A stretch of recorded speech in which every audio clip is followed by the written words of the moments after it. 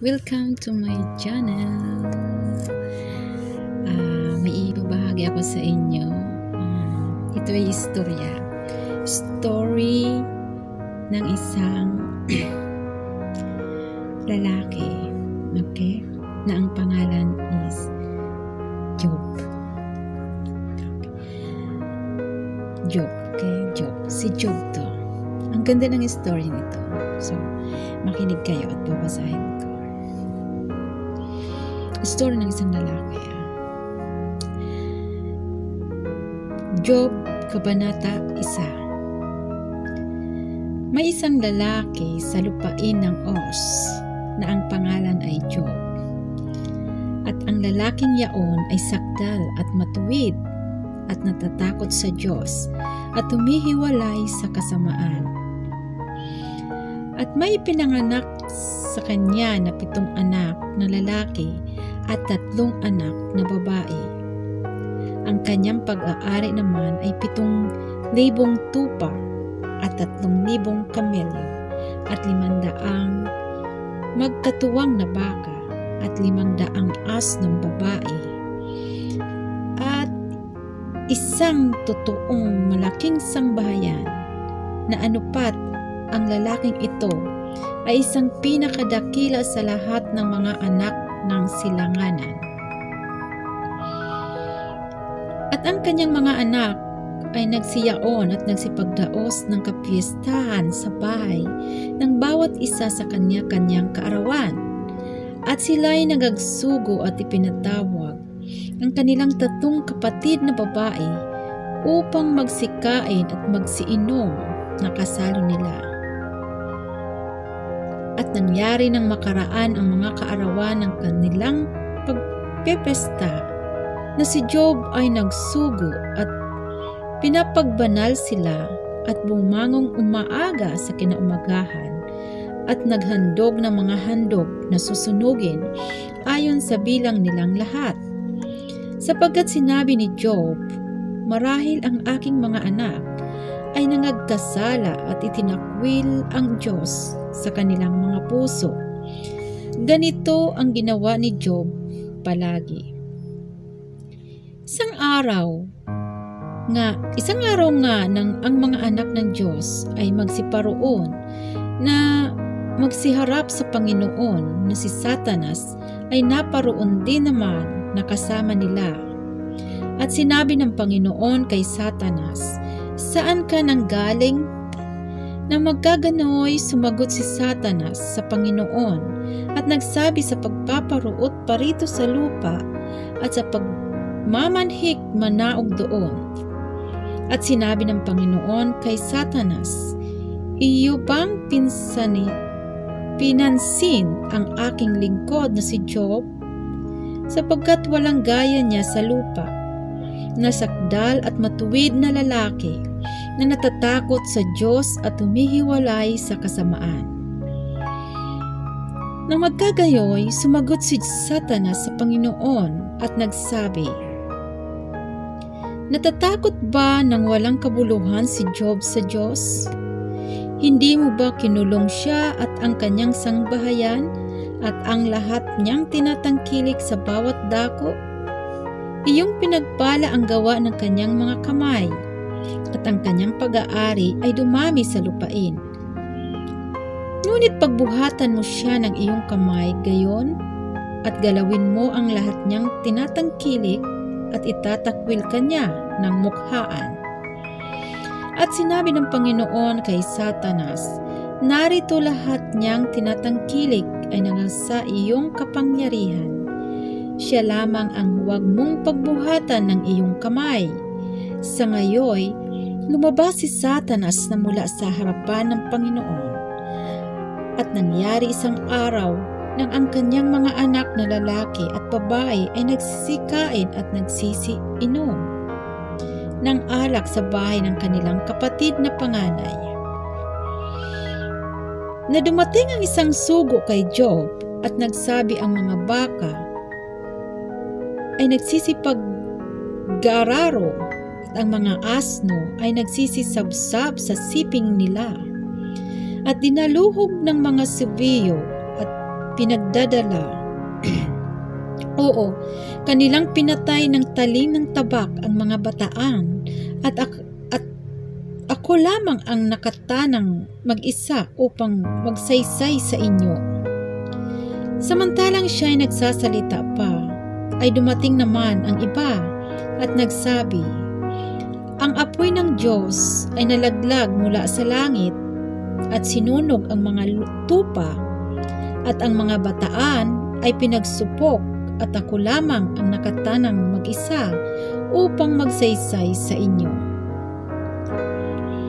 Samantalang siya ay nagsasalita pa, ay dumating naman ang iba at nagsabi, ang mga Kaldeo ay nagagtatlong pulutong at dumaluhong sa mga kamelyo at pinagdadala, oo, at pinatay ng talim ng tabak ang mga bataan at ako lamang ang nakatanang mag-isa upang magsaysay sa iyo. Samantalang siya ay nagsasalita pa, ay dumating naman ang iba at nagsabi, ang iyong mga anak na lalaki at babae ay nagsisikain at nagsisiinom ng alak sa bahay ng kanilang kapatid na panganay. At narito, dumating ang malakas na hangin na mula sa ilang at hinampas ang 4 na sulok ng bahay at lumagpak sa mga bintana at sila'y nagamatay. At ako lamang ang nakatanang mag-isa upang magsaysay sa iyo. Nang magkagayoy, bumangon si Job at hinapak ang kanyang balabal at inahitan ang kanyang ulo at nagpatipara sa lupa at sumamba. At sinabi niya, hubad akong lumabas sa bahay bata ng aking ina at hubad na babalik ako roon. Ang Panginoon ang nagbigay at ang Panginoon ang nag-alis. Purihin ang pangalan ng Panginoon. Sa lahat ng ito ay hindi nagkasala si Job, ni inari mangmang ang Diyos.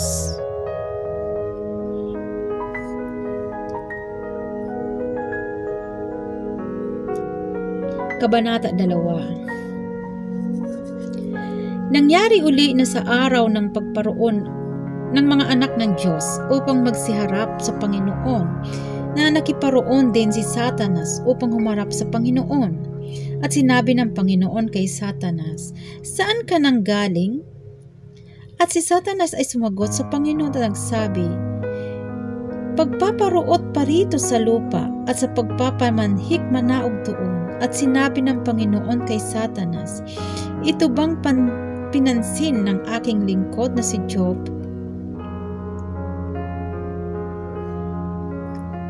Sapagkat walang gaya niya sa lupa na sakdal at matuwid na lalaki na natatakot sa Diyos at humihiwalay sa kasamaan at siya'y namamahagi sa kanyang pagtatapat. Pagamat ako'y kinilos mo laban sa kanya upang ilugmok mo siya ng walang kadahilanan. At si Satanas ay sumagot sa Panginoon na nagsabi, balat kung balat, oo, lahat na tinatangkilik ng tao ay ibibigay dahil sa kanyang buhay. Ngunit pagbuhatan mo ngayon ng iyong kamay at galawin mo ang kanyang buto at ang kanyang laman at kanyang itatakwil ka ng mukhaan. At ang Panginoon ay nagsabi kay Satanas, narito siya'y nasa iyong kamay. Ingatan mo lamang ang kanyang buhay. At ang Panginoon ay nagsabi kay Satanas, narito siya ay nasa iyong kamay. Ingatan mo lamang ang kanyang buhay. Sa ngayoy umalis si Satanas mula sa harapan ng Panginoon at pinasibulaan si Job ng mga masamang bukol na mula sa talampakan ng kanyang paa hanggang sa kanyang puyo.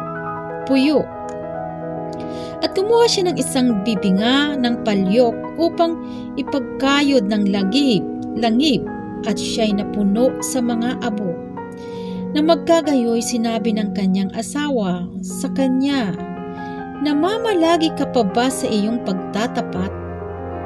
Itakwil mo ang Diyos at mamatay ka.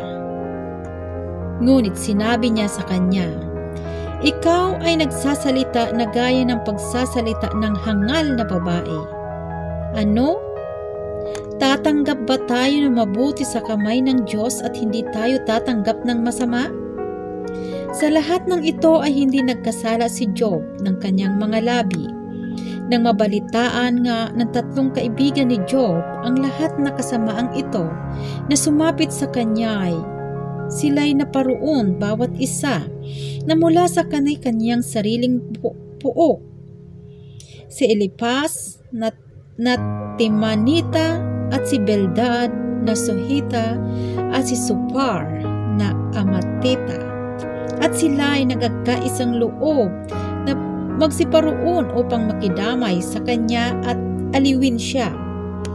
At nang kanilang itanaw ang kanilang mga mata mula sa malayo at hindi siya makilala, kanilang inlakas ang kanilang tinig at nagsiiyak at hinapak ng bawat isa sa kanila ang kani-kaniyang balabal at nagbuhos ng alabok sa kanyang mga ulo sa dakong langit.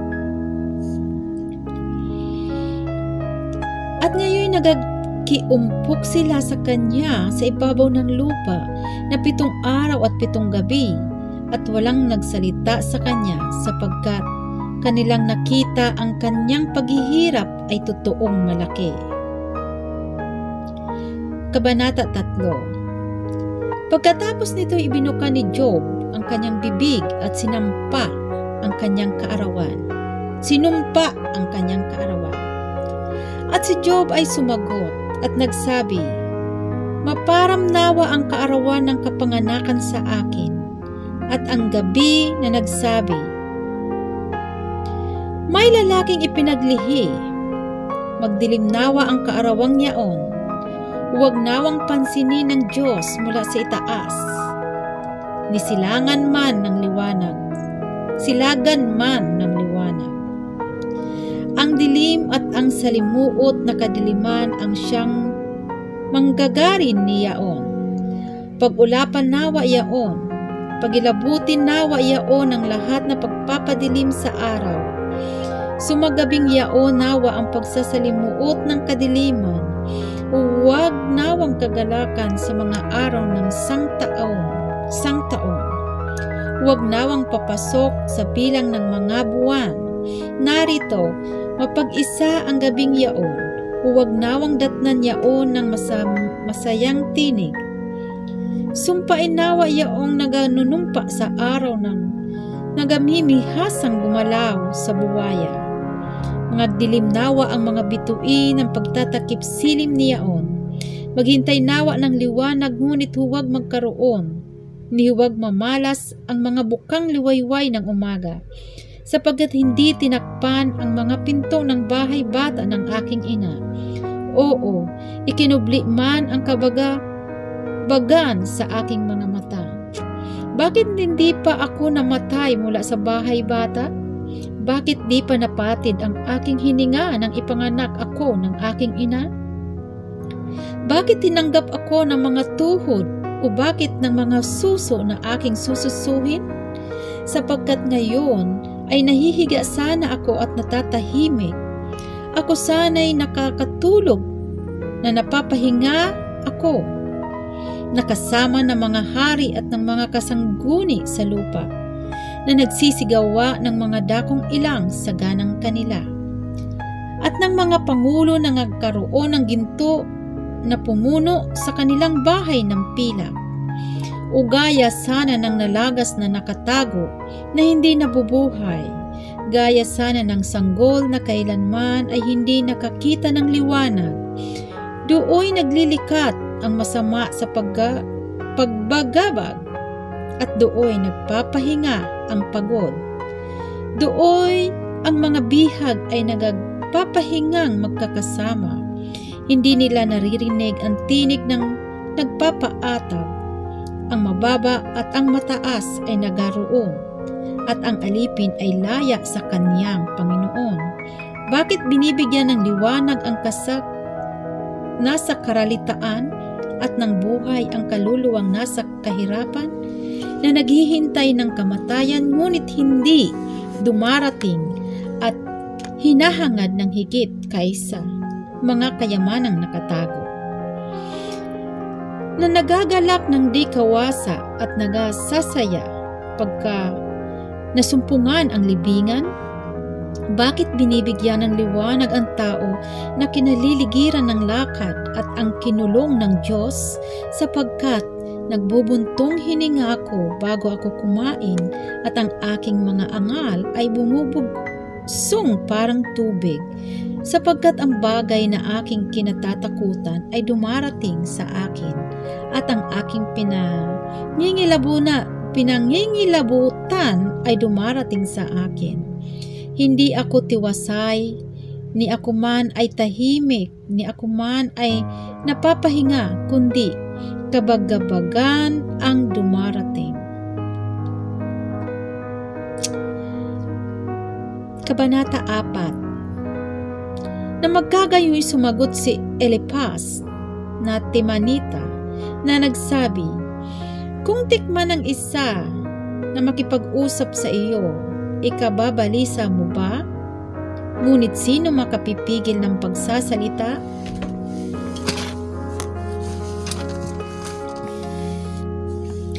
Narito, ikaw ay nagturo sa marami at iyong pinalakas ang mahinang mga kamay. Ang iyong mga salita ay nagsialalay sa nagabubuwal at iyong pinalalakas ang mahinang mga tuhod. Ngunit, ngayoy dinaratnan ka ng kasamaan at ikaw ay naglulupaypay. Ginagalaw ka at ikaw ay nababagabag. Hindi ba ang iyong takot sa Diyos ay ang iyong tiwala at ang iyong pag-asa ay ang pagtatapat ng iyong mga lakad?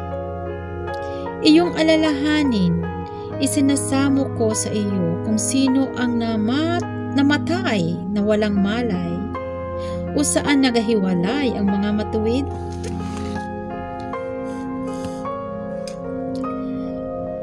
Ayon sa aking pagkakita, yaong nagsisipag ngararo ng kasamaan at nagaghahasik ng kabagabagan ay gayon din ang inaani. Sa hinga ng Diyos sila'y nagamamatay at sa bugso ng kanyang galit sila'y nagalilipol.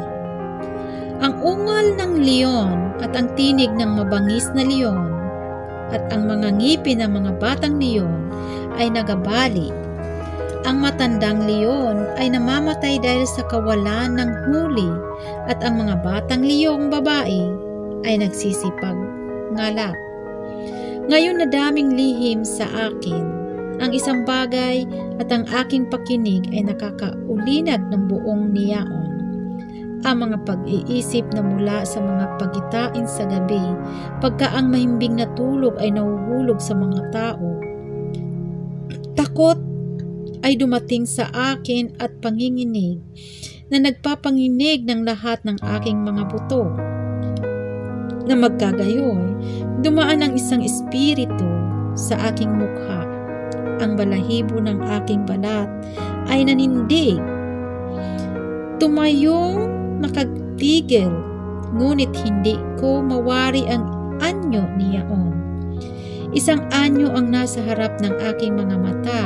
Tahimik at ako'y nakarinig ng tinig na nagsasabi, magiging ganap pa ba ang taong may kamatayan kaysa sa Diyos? Lilinis pa ba kaya ang tao kaysa may lalang sa kanya? Narito siya ay hindi naglalagak ng tiwala sa kanyang mga lingkod at inaari niyang mangamangmang ang kanyang mga anghel. Gaano pa kaya sila nagsisitahan sa mga bahay na putik na ang patibayin ay nasa alabok na napipisang gaya ng paru-paro. Sa pagitan ng umaga at hapon ay nagigiba, nagapaparam, magpakailanman na walang pumupuna. Hindi ba nalalagot ang tali ng kanilang tulda sa loob nila? Sila ay nagamamatay at walang karunungan. Kabanata 5.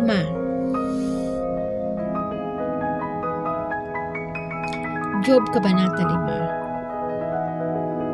5. Tumawag ka ngayon, may sasagot ba sa iyo? At sa kanino sa mga banal babalik ka? Sapagkat ang bigat ng loob ay pumapatay sa taong hangal, at ang paninibugho ay pumapatay sa mangmang. Aking nakita ang hangal na umuunlad, ngunit agad kong sinumpa ang kanilang tahanan. Ang kanyang mga anak ay malayo sa sitwasyon at sila'y nagapipisa sa pintuang bayan na wala mang magligtas sa kanila. At ang kanyang ani ay kinakain ng gutom at kinukuha na mula sa mga tinik at ang silo ay nakabuka sa kanilang pag-aari. Sapagkat ang kadalamhatian ay hindi lumalabas sa alabok, ni bumubukal man sa lupa ang kabagabagan, kundi ang tao ay pinanganak sa kabagabagan, gaya ng alipato na umiilang lang sa itaas.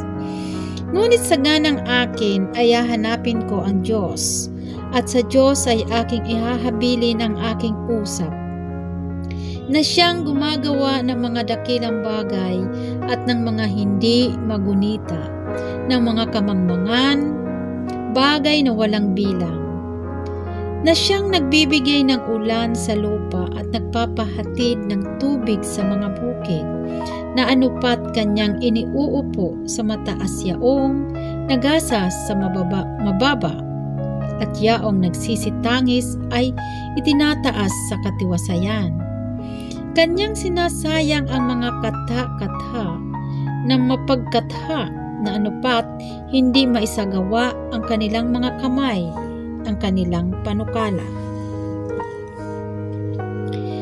Kaniyang hinuhuli ang pantas sa kanilang sariling katha, at ang payo ng siwail ay napapariwara.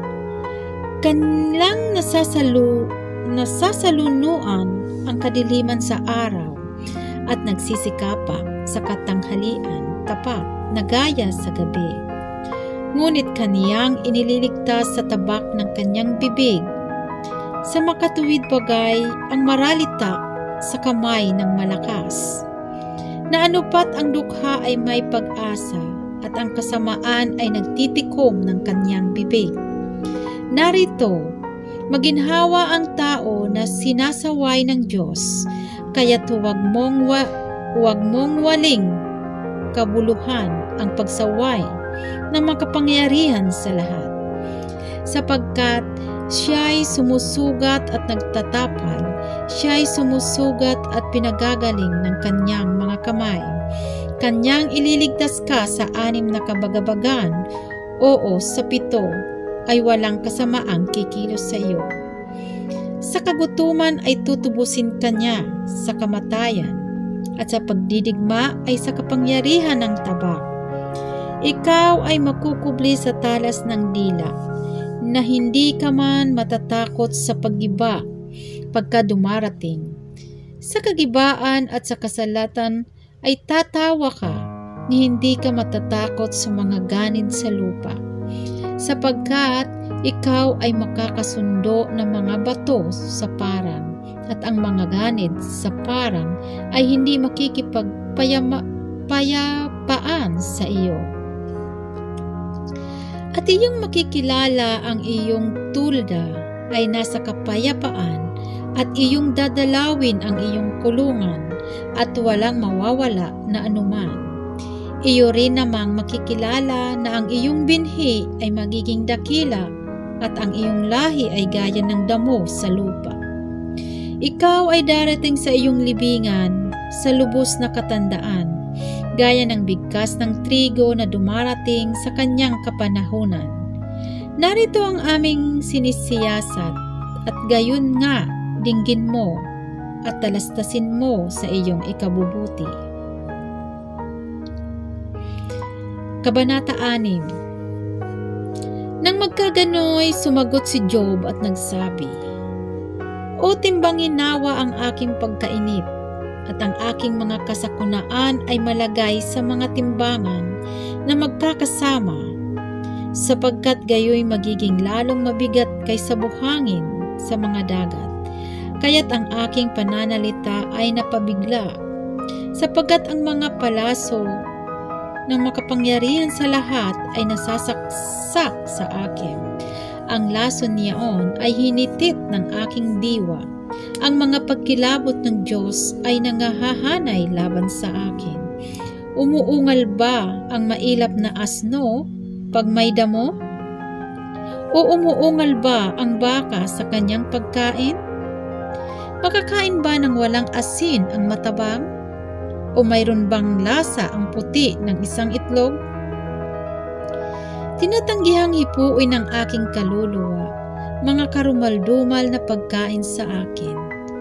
O mangyari nawa ang aking kahilingan at ipagkaloob nawa sa akin ng Diyos ang bagay na aking minimithi.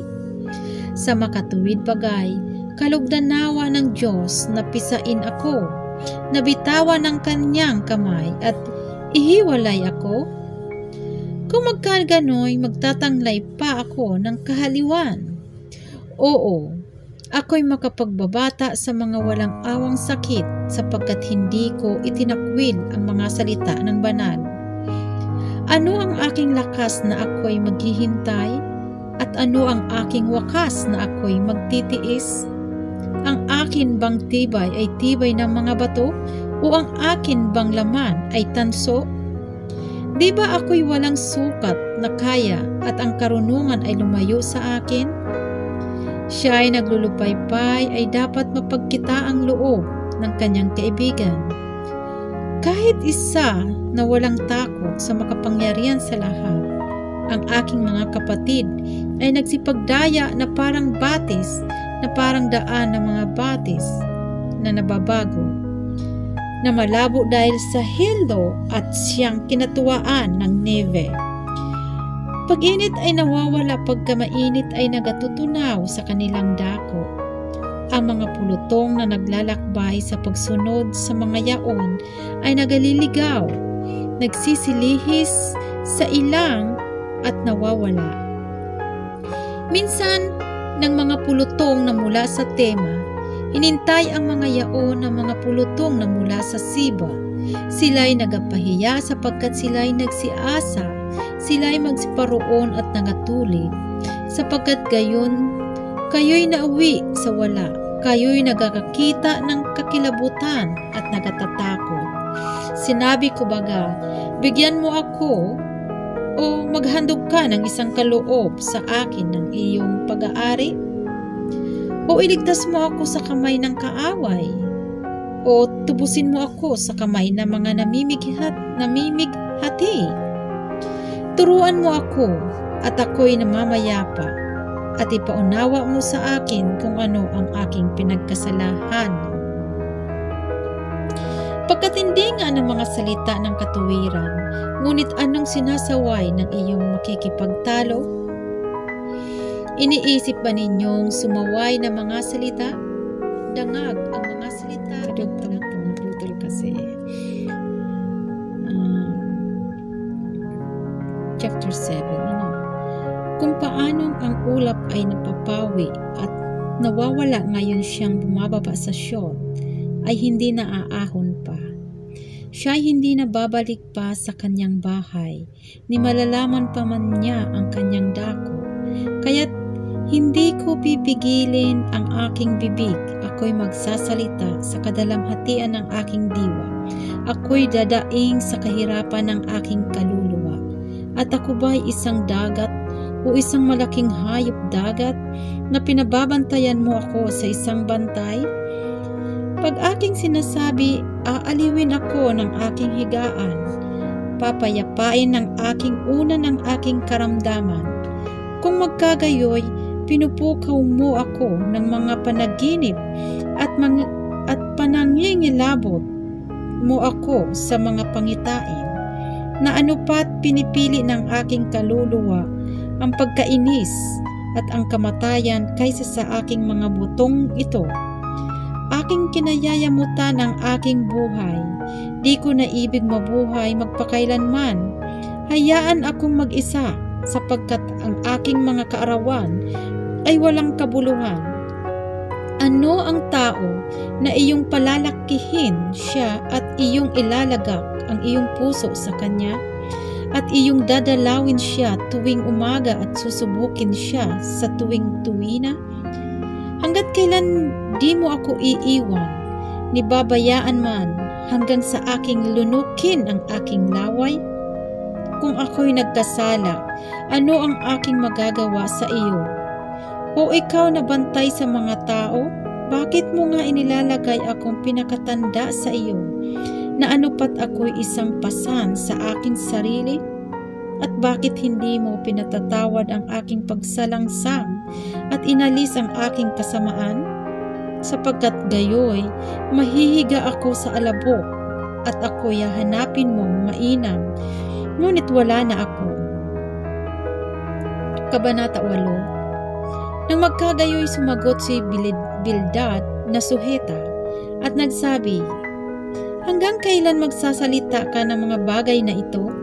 At hanggang kailan magiging gaya ng makapangyarihang hangin ng mga salita ng iyong bibig?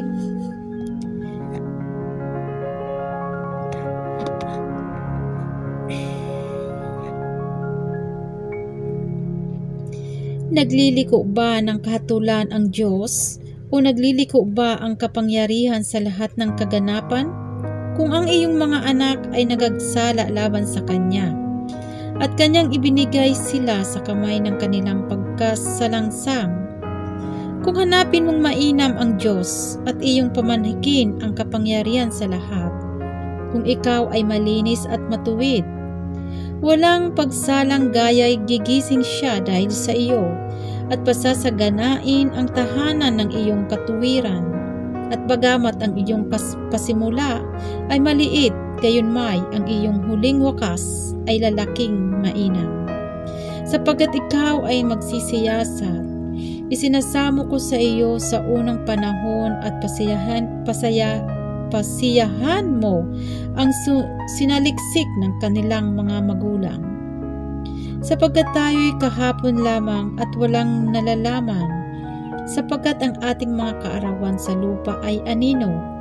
Hindi ka ba nila tuturuan at sasaysayin sa iyo na magsasalita ng mga salita mula sa kanilang puso? Makatataas ba ang yantok ng walang putik? Tutubo ba ang tambo ng walang tubig? Samantalang nasa sariwaan at hindi pinuputol, natuto yung una kaysa alinmang damo. Gayon ang mga landas ng lahat na nagsisilimot sa Diyos. Ang pag-asa ng di banal ay mawawala, at ang kaniyang pagtitiwala ay mapaparang, at ang kanyang tiwala ay isang bahay gagamba. Siya ay sasandal sa kanyang bahay ngunit hindi tatayo. Siya ay pipigil na mahigpit dito, ngunit hindi makapagmamatigas. Siya ay sariwa sa harap ng araw at ang kanyang mga suwi ay sumisibol sa kanyang halamanan. Ang kanyang mga ugat ay nagkakapitan sa palibot ng bunton. Kanyang minamasdan ang dako ng mga bato. Kung siya ay magiba sa kanyang dako, kung magkagayoy, itatakwil niya siya na sinasabi, hindi kita nakita. Narito ito ang kagalakan ng kanyang lakad, at mula sa lupa ay sisibol ang mga iba. Narito hindi itatakwil ng Diyos ang sakdal na tao, ni aalalayan man niya ang mga manggagawa ng kasamaan. Kanya namang pupunuin ang iyong bibig ng pagtawa at ang iyong mga labi ng paghiyaw. Silang nagapupuos sa iyo ay mabibihisan ng pagkahiya, at ang tulda ng masama ay mawawala.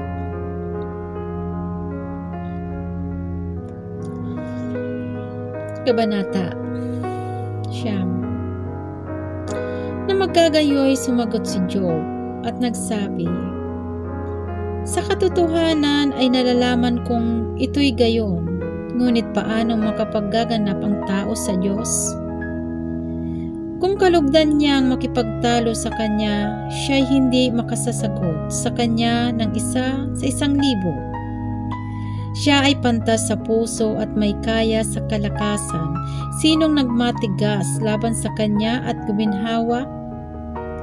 Na siyang naglilipat ng mga bundok at hindi nila nalalaman pagka nililiglig niya sa kanyang pagkagalit. Na siyang umuuga ng lupa sa kanyang kinaroroonan at ang mga maligi nito ay nagyayani. Na siyang naguutos sa araw at hindi sumisikat at nagtatakda sa mga bituin, na nag-iisang inuunat ang langit at tumutugtog sa mga alon ng dagat, na lumikha sa Uso, sa Orion at sa mga Pleiade at sa mga silid ng timugan, na gumagawa ng mga dakilang bagay na di masayo, oo, mga kamangmangang bagay na walang bilang. Narito siya ay dumaraan sa siping ko at hindi ko siya nakikita. Siya ay nagpapatuloy rin naman, ngunit hindi ko siya namamataan. Narito siya ay nangangangaw,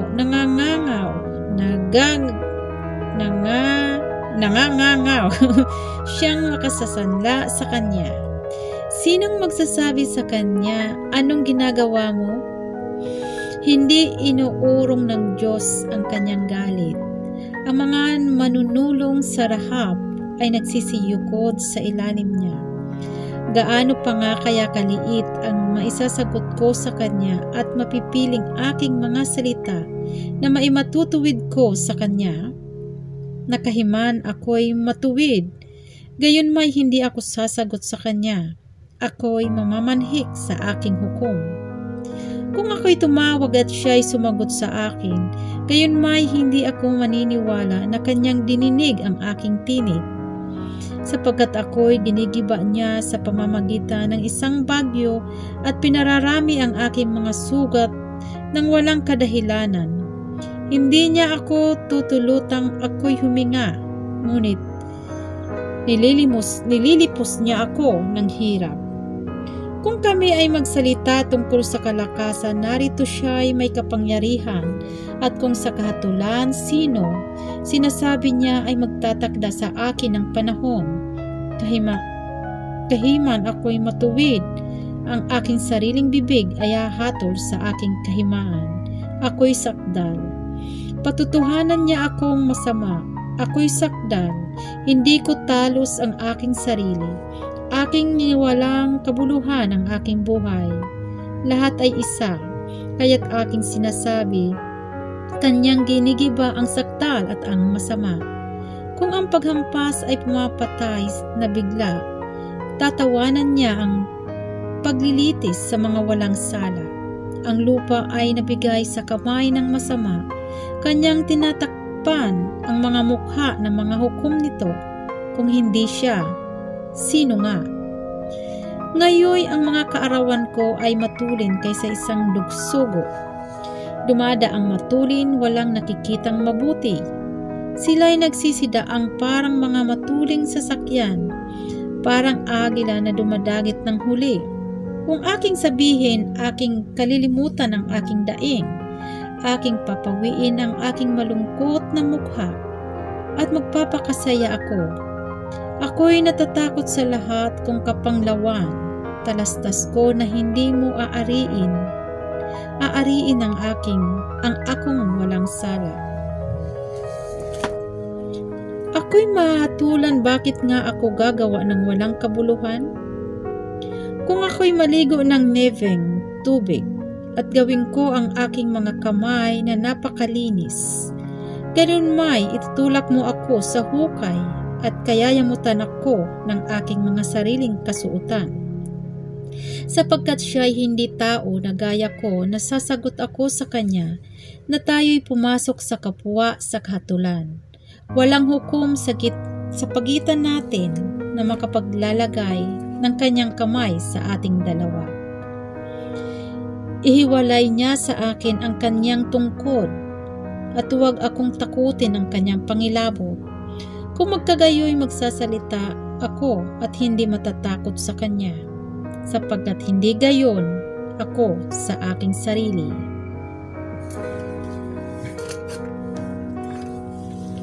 Kabanata 10. Ang aking kaluluwa ay nalulunos sa aking buhay. Aking palalayain ang aking daing. Ako'y magsasalita sa kapaitan ng aking kaluluwa. Sasabihin ko sa Diyos, huwag mo akong hatulan. Ipakilala mo sa akin kung bakit nakikipagtalo ka sa akin. Mabuti ba sa iyo na ikaw ay mamighati, na iyong itakwil ang aking gawa, ng iyong mga kaaway at iyong pasilangin ang payo ng masama? Ikaw ba ay may mga matang lamang o nakakakita ka bang gaya ng pagkakita ng tao? Ang iyo bang mga kaarawan ay gaya ng mga kaarawan ng tao? O ang iyong mga taon ay gaya ng mga kaarawan ng tao? Upang ikaw ay magsiyasat ng aking kasamaan at mag-usisan ng aking kasalanan. Pagaman iyong nalalaman na ako'y hindi masama at walang makapagliligtas sa iyong kamay. Ang iyong mga kamay ang siyang lumalang at nagbigay anyo sa akin sa buong palibot. Gayon may pinahirapan mo ako. Iyong alalahanin, isinasamo ko sa iyo na ako'y iyong binigyang anyo na gaya ng putik, at iuuwi mo ba ako uli sa pagkaalikabok? Hindi mo ba ako ibinuhos na parang gatas at binuo mo akong parang keso? Ako'y binihisan mo ng balat at laman at sinugpong mo ako ng mga buto at mga litid. Ako'y pinagkalooban mo ng buhay at kagandahang loob at pinamalagi ng aking diwa ng iyong pagdalaw. Gayunmay ang mga bagay na ito ang iyong ikinubli sa iyong puso. Talastas ko na ito'y sa iyo. Kung ako'y magkasala, iyo nga akong tinatandaan at hindi mo ako patatawarin na sa aking kasamaan. Kung ako'y maging masama sa aba ko, at kung ako'y maging matuwid, hindi ko man itataas ang aking ulo, yamang puspos ng kakutyaan at ng pagmamasid na ring kadalamhatian. Kung ang aking ulo ay mataas, iyong hinuhuli aking parang leon, at napakikita ka uling kagilas-gilas sa akin. Iyong binabago ang iyong mga pagsaksi laban sa akin at dinaragdagan mo ang iyong galit sa akin. Paninibugho at pakikipagbaka ang sumasa akin. Bakit mo nga ako inilabas mula sa bahay bata? Napatid sana ang aking hininga at wala nang matang nakakita pa sa akin. Ako sana'y naging parang hindi nabuhay. Nadala sana ako mula sa bahay bata hanggang sa libingan. Hindi ba kaunti ang aking mga araw? Paglikatin mo nga at ako'y iyong bayaan upang ako'y maginhawahan ng kaunti. Bago ako manaw, doon na hindi ako babalik sa lupain ng kadiliman at ng lilim ng kamatayan. Ang lupain na dilim na gaya ng salimuot na kadiliman, lupain ng lilim ng kamatayan na walang anumang ayos, at doon sa ang liwanag ay gaya ng pagsalimuot na kadiliman. Yan ang istorya ni Job. Mahaba ang istorya niya. So, hindi ko matapos. So, subaybayan nyo na lang ulit sa part 2. Part 2 ng istorya ni Job. Napakagandang istorya na yan. So, hanggang chapter 10 lang tayo. Sa next, subaybayan nyo. Chapter 11. Hanggang sa matapos. Okay, so thank you sa pakikinig. Kung hindi pa kayo nakapag-subscribe sa akin, huwag niyong kalimutang subscribe at i-like ang aking video para sa mga susunod kong video ay ma-update kayo. Okay? Maraming salamat sa inyo. God bless us all. Thank you.